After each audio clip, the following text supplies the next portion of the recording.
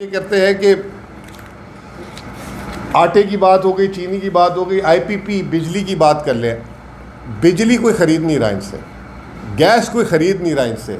Gas में Qatar जिसकी ये क्रेडिट लेते थे कि हम गैस एलएनजी लेकर आए सबसे सस्ती, अब कतर से मिन्नतें कर रहे हैं कि आप जो है वापस अपने वो ले लें या आने वाले सालों में दे दें, हमसे गैस बिक नहीं रही।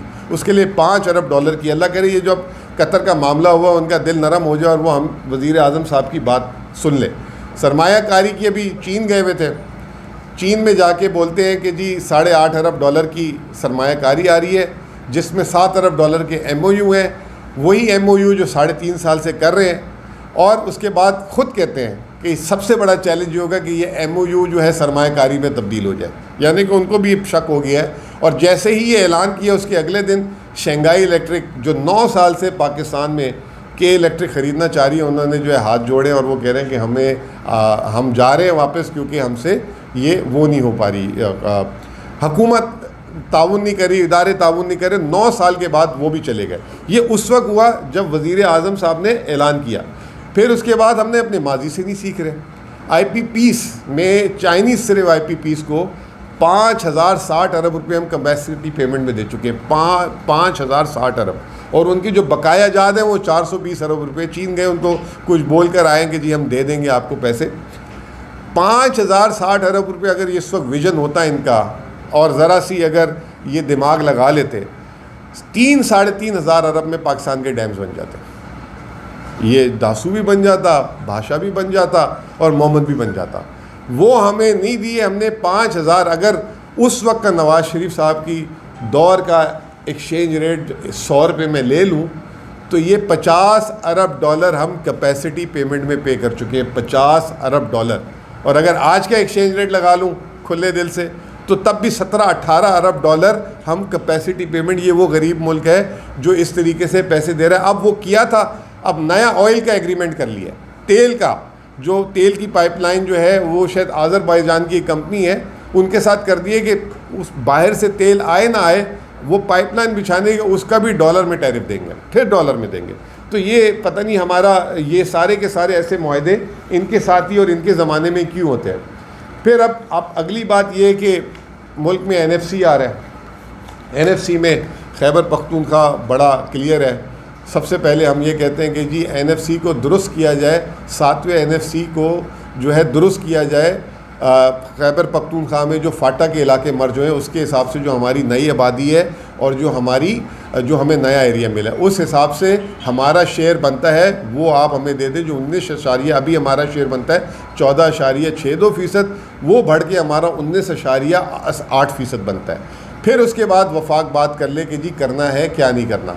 अब जो बिलावल साहब जो सैलाब और उसकी बात कर रहे हैं, सबसे पहले बात कर लेते हैं फ्लड रिस्पॉन्स की, कि इस दफ़ा फ्लड रिस्पॉन्स सबसे बेहतरीन किसने दिया।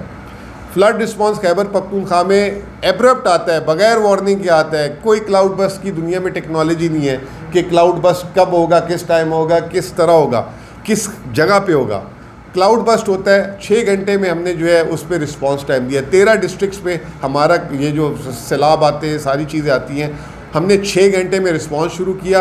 9 अरब रुपये अब तक मैं ख़ुद दे चुका हूँ। उसमें जितनी कंपनसेशन थी वो मुकम्मल हो चुकी है, तकरीबन मुकम्मल हो चुकी है। कुछ डाटा अब कंपनसेशन में भी हमने क्या किया, जिनकी शहादत हुई उनको 20 लाख रुपए, जो ज़ख्मी हुए उनको 5 लाख रुपए, जिनका घर पूरा बर्बाद हुआ उनको 10 लाख रुपए, जिनका घर पार्शली टूटा उनको 3 लाख रुपए, जिनकी दुकानें गई उनको 5 लाख रुपए। इसके अलावा वो राशन बांटने वाला सिस्टम हमने नहीं रखा कि राशन बांटें, ट्रक खड़े करके लोगों की इज़्ज़तों को पामाल करें। जहाँ जहाँ फ्लड गया हर घराने को 15,000 रुपये कैश दे चुके हुए हैं कि आप अपनी मर्ज़ी से राशन ले लें। जो बाकी तंजीमें दे रही हैं 100 बिस्मिल्लाह। हमसे डोनर्स ने, हमसे वफाक ने पूछा, हमने कहा जी आपका हम इंतज़ार नहीं करेंगे, हम अपना काम खुद करेंगे। ये खैबर पख्तूनख्वा जिसकी आप बात करते थे, मईशत ये मकरूज़ है, इनके तनख्वाह देने के पैसे नहीं है, खैबर पख्तूनख्वा का रिस्पॉन्स है। जाएँ वहाँ पे पूछे लोगों से, पाकिस्तान की तारीख का सबसे बेस्ट फ्लड रिस्पॉन्स है। दूसरी तरफ पंजाब ने अभी तक जो है कोई अपनी कंपनसेशन का ऐलान ही नहीं किया। वहाँ पे जो है खेत खलियान ख़त्म हो गए, कोई कहता है इतनी फ़ीसद चावल ख़त्म हो गए, कोई कहता है इतने फ़ीसद ये जो है गन्ना ख़त्म हो गया। कोई अभी तक कंपनसेशन, सिर्फ टिकटॉक के ऐलानात हो रहे हैं, टिकटॉक्स बन रही है, मज़े मज़े की टिकटॉक्स चल रही हैं, और उसके अलावा कुछ भी नहीं। और वो कश्तियाँ दिखा रहे हैं चलते हुए, वेनिस बना दिए पूरे पंजाब को। और अब ये फ्लड ने एक्सपोज कर दिया, जो 46 लाख लोग हैं, मेरे ख्याल से वहाँ 1 करोड़ लोग भी जो है ना उससे ज़्यादा गुर्बत में होंगे, जो बेनज़ीर इनकम सपोर्ट प्रोग्राम का मैं डाटा दे रहा हूँ। फ्लड ने एक्सपोज कर दिया कि एक्चुअली पंजाब में डेवलपमेंट क्या हुई थी, जो पाकिस्तान के 52% वसाइल लेता है। फिर इसके बाद हमने जो है फ्लड रिस्पॉन्स हमारा जो आया है, अब हम आलमी इदारों से क्या बात कर रहे हैं? हम आलमी इदारों से बात कर रहे हैं कि आप जो है अगर हमें देना चाहते हैं तो हमारी फ़्लड रेजिलियंस में दें। हमने 2R मुकम्मल कर दिए हैं, रेस्क्यू एंड रिलीफ।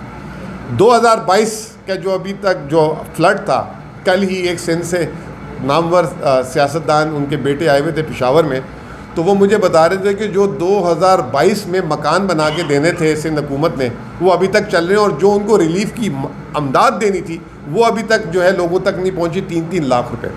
अब अंदाज़ा लगाएं कि हमने 15 दिन में ये काम मुकम्मल कर लिया इस दफ़ा, और फर्स्ट टाइम तमाम का तमाम डिजिटल। आपकी बड़े लोगों की सिग्नल पे गाड़ी अगर 10-15 मिनट या रश में फंस जाए, जैसे हम अखबारों में पढ़ते हैं, तो आप जो है मुअत्तल कर देते हैं वहाँ के SP को, ट्रैफिक पुलिस वाले को, पता नहीं किस किस को। और 3 लाख से वहाँ अभी तक लोग इंतज़ार कर रहे हैं 3 साल से, और वहाँ अभी तक आप वो नहीं दे सके। और